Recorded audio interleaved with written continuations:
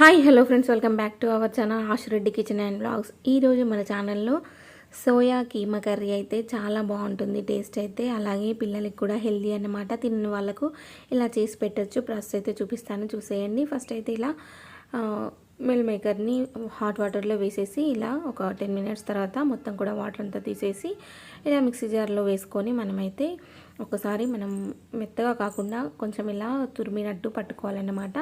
ఇలా పక్కన పెట్టుకొని అలాగే ఇందులోనే మళ్ళీ టమాటాలు, ఒక 2 టమాటాలు, ఒక ఆనియన్, అలాగే పచ్చిమిర్చి ఇవి కూడా మెత్తని పేస్ట్ లాగా చేసి పక్కన పెట్టుకోవాలి. చూసారా, పేస్ట్ లాగా చేసి పక్కన పెట్టుకొని గ్యాస్ మీద ఒక కడాయి పెట్టుకొని అందులో కొంచెం ఆయిల్ వేసేసి జీలకర్ర అలాగే పచ్చిమిర్చి ఆనియన్స్ వేసుకొని ఆనియన్స్ మంచిగా ఫ్రై చేసుకోవాలి.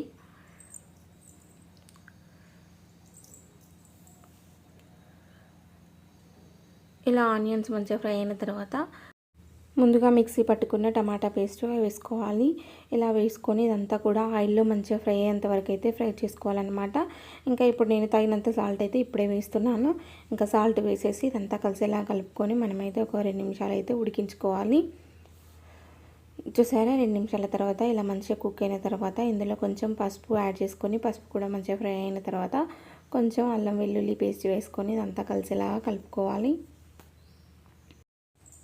అల్లం వెల్లుల్లి పేస్ట్, పసుపు అలా ఇవి మంచిగా ఫ్రై అయిన తర్వాత మనం ముందుగా మిక్సీ పెట్టుకున్న సోయా కీమా ఉంది కదా, అది కూడా వేసుకొని అంతా కలిసేలాగా కలుపుకోవాలి.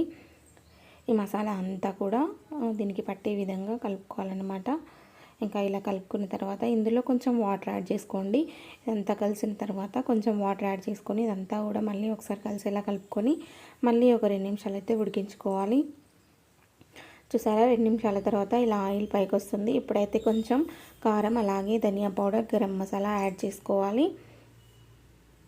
నేనైతే పచ్చిమిర్చి కూడా వేసాను కాబట్టి కొంచెం కారం వేసాను.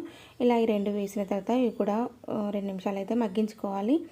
ఇలా ఫైనల్గా మగ్గిన తర్వాత చూసారా, మన కర్రీ అయితే రెడీ అయిపోయింది. ఫైనల్గా కొత్తిమీర వేసుకొని సర్వింగ్ బౌల్లో సర్వ్ చేసుకుంటే సోయా కీమా కర్రీ అయితే రెడీ అయినట్టు. నచ్చితే ట్రై చేయండి.